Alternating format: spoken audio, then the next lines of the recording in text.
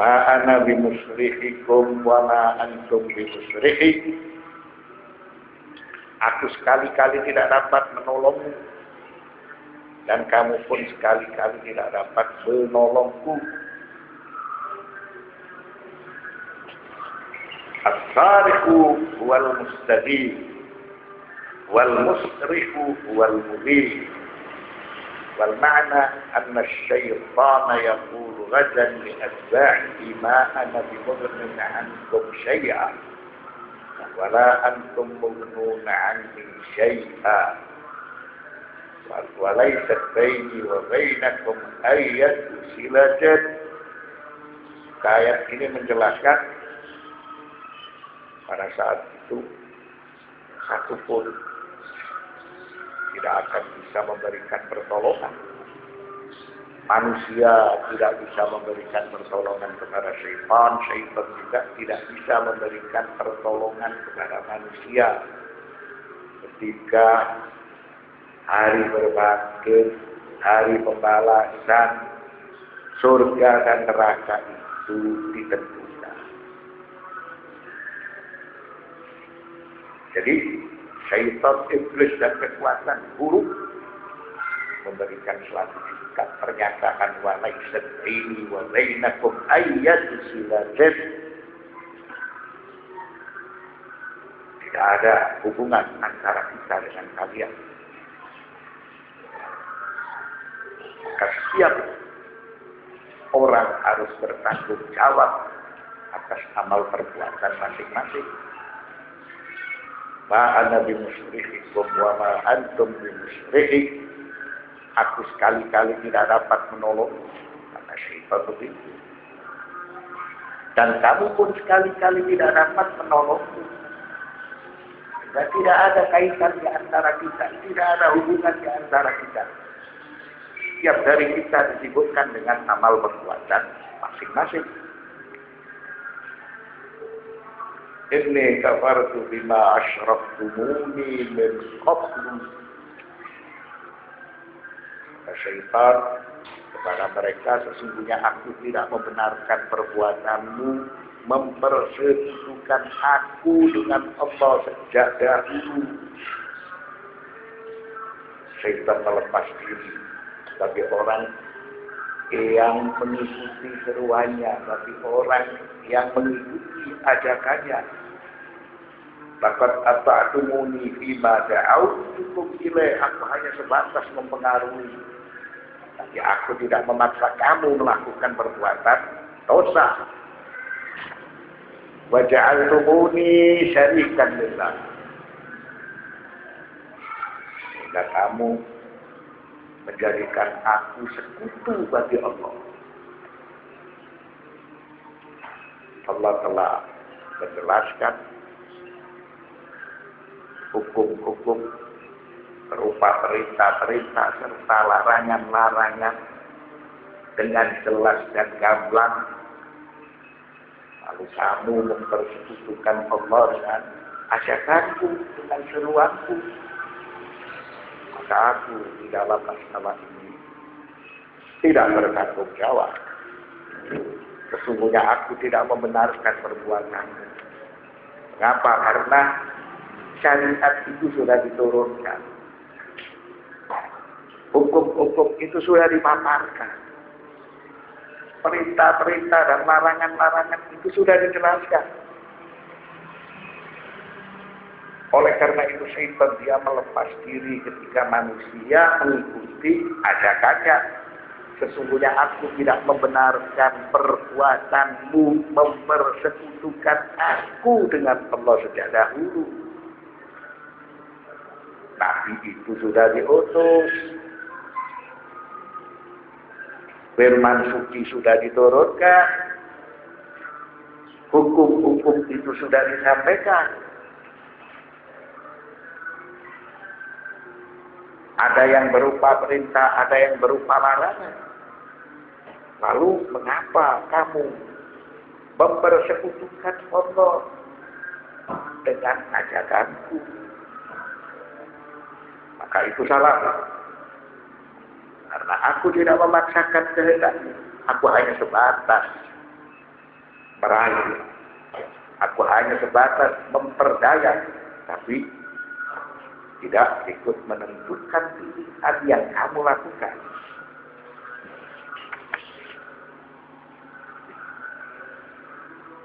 Wa ana bari'un minasyirki mimman yusyrik. Jadi syaitan dia melepas diri, tidak bertanggung jawab bagi orang yang menyekutukan Allah dengan ajakan syaitan, yang seharusnya orang tersebut dia taat kepada perintah-perintah Allah dan meninggalkan larangan-larangan Allah, lalu terpedaya, tertipu, maka itu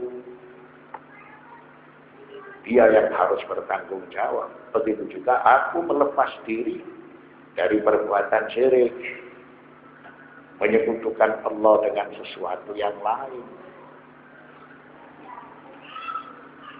sehingga menjadi para penyembah syaitan.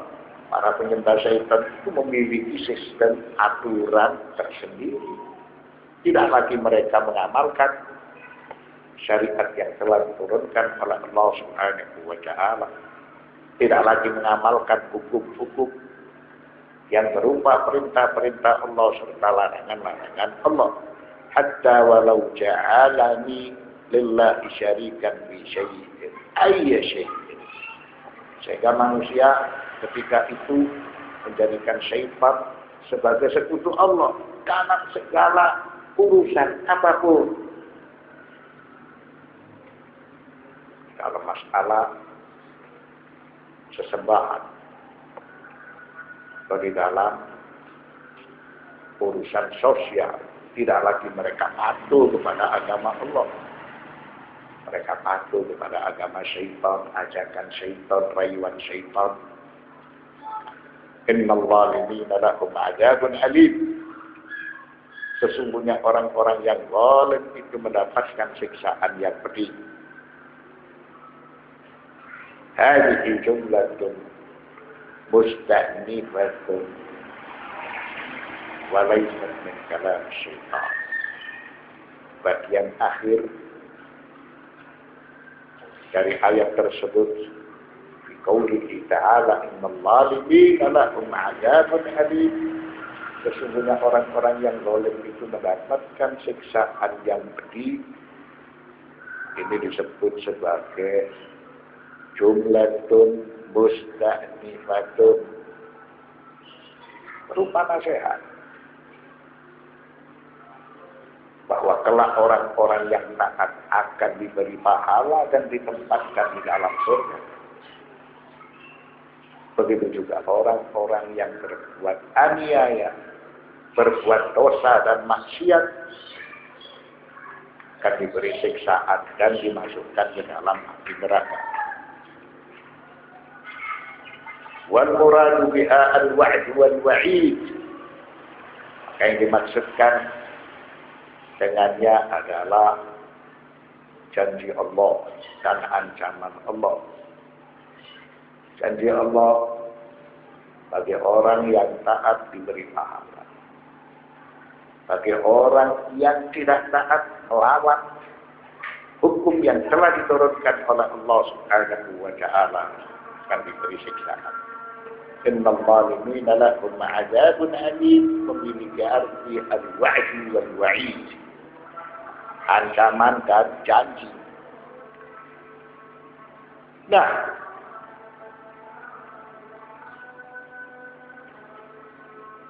wala budda bi tabi'atil hal.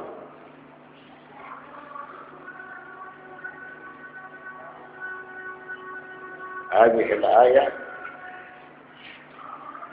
bisa juga diartikan sebagai al-khatimatul khutbati iblis. Jadi pada akhir nasihat iblis, khutbah iblis, dia menyampaikan kepada para pengikutnya bahwasanya orang-orang yang zalim akan mendapatkan siksaan yang pedih. Wa min at-tariqi ma jaa'a fi ba'd at-tafasir. Sebagian ulama ahli tafsir menjelaskan min anna iblis alqa khutbatahu hadhihi ala ahli an-nar min ala minbarin nusibalah, bahwa iblis yang menyampaikan khutbah ini kepada penduduk api neraka di atas mimbarnya, karena menunjukkan suatu penyesalan bahwa benar-benar janji Allah itu terlaksana dan terbukti. Maka semua penduduk api neraka itu mendengar khutbah iblis tersebut, yang mana jumlah mereka ini memiliki jumlah bilangan yang besar. Wa akhiran mada yaqulu Allah Ta'ala, wa udkhila alladhina amanu wa 'amilus salihati jannatin tajri min tahtiha al-anhar khalidina fiha bi'idzni rabbihim tahiyyatuhum fiha salam. Dan dimasukkanlah orang-orang yang beriman dan beramal saleh ke dalam surga yang mengalir di bawahnya sungai-sungai, mereka kekal di dalam surga dengan seizin Tuhan mereka. Sudah menjadi kebiasaan di dalam firman, setelah Allah Subhanahu wa Ta'ala menceritakan nasib dari orang-orang yang sesat dan mereka kelak akan mendapatkan siksaan yang pedih, lalu Allah menceritakan nasib dari orang-orang yang beriman, orang-orang yang konsekuen, mereka kelak akan dimasukkan ke dalam surga dan mereka dijanjikan mendapatkan pahala yang besar. Allah berfirman dalam surat Yunus ayat 10, da'wahum fiha subhanakallahumma wa tahiyyatuhum fiha salam wa akhiru da'wahum 'anil hamdulillahi rabbil alamin. Mereka di dalam surga itu selalu berdoa, selalu memuji kepada Allah Subhanahu wa Ta'ala. Itu semua sebagai manifestasi dari keindahan Allah dan dari keagungan Allah.